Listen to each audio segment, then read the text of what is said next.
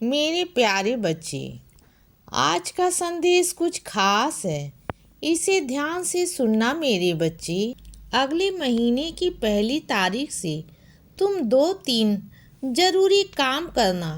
पहला तो यह कि तुम अधिकांश लोगों के हिसाब किताब सही तरीके से कर देते हो, पर एक आध लोगों के छूट जाते हैं बच्चे। उनका हिसाब किताब समय से तौर तरीके से हो जाए, या इस चीज़ की जिम्मेदारी तुम ले लेना।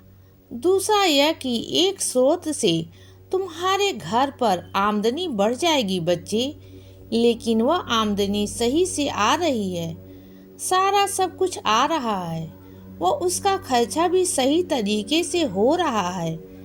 यह सब कुछ देखने की जिम्मेदारी होगी बच्चे तुम्हारी। तो उसके लिए तुम्हें उस पर भी ध्यान देना होगा कि हाँ, वह पैसा सही समय पर आ रहे हैं, सब कुछ ठीक चल रहा है। तो यह जो भी अब पैसों का लेन देन होगा पहले तरीके से, अब तुम्हारी जिम्मेदारी, तुम्हारा दायित्व तो बनेगा कि तुम इन चीज़ों को दोगे, और इसके साथ साथ तुम अपने जीवन में जो जो चीज़ों को करना चाहते हो उसे भी तुम पहली तारीख से शुरू कर दोगे। जैसे वह कुछ भी हो सकता है कि शायद किसी विशेष किताब या किसी ग्रंथ को थोड़ी देर पढ़ना या अध्ययन करना हो, या हो सकता है थोड़ा सा व्यायाम करना हो, या हो सकता है कि तुम महीने के पहले से लेकर आखिरी तारीख तक उस महीने में तुम्हें कोई विशेष काम करना चाहते हो। तो कुछ भी हो सकता है। हो सकता है तुम सैर पर जाना चाहते हो बच्चे। हो सकता है 30 के 30 दिन तुम अलग अलग जगहों पर जाना चाहते हो मेरे बच्चे। या हो सकता है 30 के 30 दिन तुम आरती में आना चाहते हो। कोई एक आरती में तो यह सारी चीज़ें एक अनुशासित जीवन जो तुम जीना चाहते हो उसका तुम अध्ययन करना। और मैं तुमसे ज़्यादा दिन नहीं कहता, बस 30 के दिन तुम अभ्यास करो।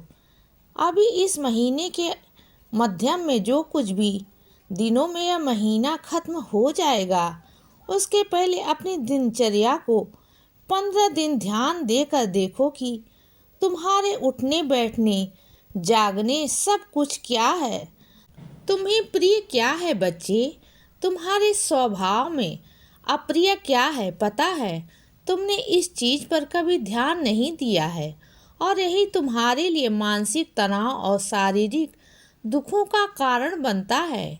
इसीलिए एक बार अपने स्वभाव पर ध्यान दो बच्चे।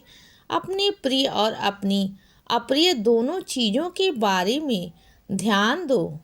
यह भी ध्यान दो कि किस जगह पर तुम्हें जाना पसंद है, पर वहाँ के लोगों के कारण तुम नहीं जा रहे हो।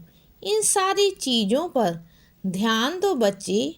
अगर वह मंदिर है ना जो तुमने किसी विशेष व्यक्ति के कारण छोड़ा है, तो मैं तुम्हें वादा करता हूँ कि 152 दिनों में ऐसा कुछ पलटेगा, कुछ ऐसा परिवर्तन होगा कि तुम उस मंदिर में खुशी खुशी जाओगे। तुम्हें कोई नहीं रोकेगा, और ना ही कोई तुम्हारे आने जाने पर सवाल उठाएगा। यही सारी चीज़ें होंगी बच्चे, तुम देख लेना। या कोई विशेष जगह हो तो वहाँ पर भी यह बात लागू होगी, और तुम अपने स्वभाव को अच्छे से जान समझ लो बच्चे। फिर तुम क्या चाहते हो, क्या कुछ और जोड़ना चाहते हो, यह भी तुम देख लो बच्चे। और एक बात कहूँ, बस दिन गुजर गया, सारे काम हो गए, सब कुछ निपट गया, इस तरह से जीवन व्यतीत मत किया करो। यह बहुत गलत बात होती है। उस दिन कुछ अच्छा किया या नहीं, तुमने इस पर ध्यान तो दो। और कितने दिनों से मैं तुमसे कह रहा हूँ कि पक्षियों के लिए थोड़ा सा दाना रख दो, तुम क्यों नहीं रखते हो बच्चे।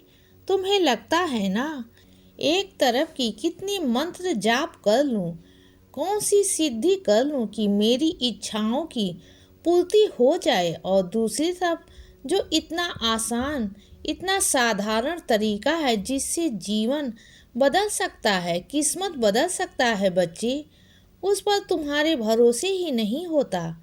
तुम्हें ना घंटों घंटों तक जब तक तुमसे कसरत ना कर ली जाए तब तक तुम्हें लगता है कि तुम्हें परिणाम नहीं मिलेगा।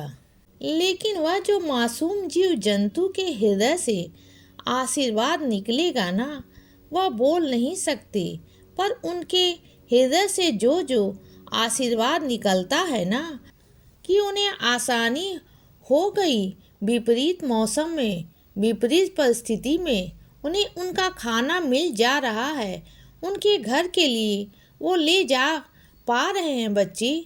जो आशीर्वाद मिलेगा उसकी तुम्हें कल्पना भी नहीं है। इन छोटी छोटी चीज़ों में ना जीवन बदलने का रहस्य छुपा है। कोई बहुत बड़ा मंत्र नहीं है जीवन बदलने का, खुशहाली की ओर जाने का बच्चे। और हाँ, अब हर ओर काम करो जो तुम्हारे जीवन को सुखद और बढ़िया बनाता है। कोई भी व्यक्ति अगर ऊंची आवाज़ में बात करे तो उसे यह कहने में हिचकिचाहट मत किया करो, उसे इस तरह तुमसे बात नहीं करनी चाहिए। और यदि उसने इस तरह से बात जारी रखी तो तुम उससे संपर्क नहीं करोगे। यह कहने में बिल्कुल भी देरी मत लगाओ। जो चीज़ अच्छी नहीं लगे उसका खुलकर जिक्र करो। जिक्र करना भी ज़रूरी है। अपने आप को क्या पसंद है, क्या नापसंद है, वो सामने वाले को मालूम होना चाहिए, पता होना चाहिए। और हाँ, तुम्हारा सवाल था ना कि मैंने तुम्हारे पारायण को स्वीकार किया या नहीं। मैं तुम्हारे पाठ को स्वीकार करता हूँ या नहीं तो शायद तुम्हें समझ नहीं आता, पर तुम जब वह पाठ करते हो ना तो मेरा पूरा ध्यान जाता है। हालांकि मैं एकदम तुम्हारे सामने आकर इसीलिए नहीं बैठता हूँ कि तुम घबरा जाओगे। इस वक्त तुम्हारे भीतर थोड़ी सी शक्ति में कमी आ गई है, जिसके कारण अगर तुम्हारे समक्ष मैं बैठूं तो तुम्हें थोड़ी सी घबराहट होने लगेगी। पर मैं तुम्हारे पाठ को लगातार सुनता हूँ बच्चे, और मैं तुम्हें स्वप्न दर्शन दूंगा, क्योंकि अगर मैं तुम्हारे समक्ष किसी और तरीके से तुम्हें बताने की कोशिश करूँगा कि तुम्हारे पास हूँ और मैं तुम आजकल थोड़ा सा घबरा जा रहे हो, मुझे ये भी दिख रहा है बच्चे। अचानक से रोशनी से डर लगना, अचानक से अंधियारे से डर लगना, ये सारी चीज़ें तुम्हारे साथ हो रही हैं। ये चीज़ें अजीब नहीं है। इन सब का तालमेल, ये सब का एक रहस्य है जो तुम्हें पता चल जाएगा।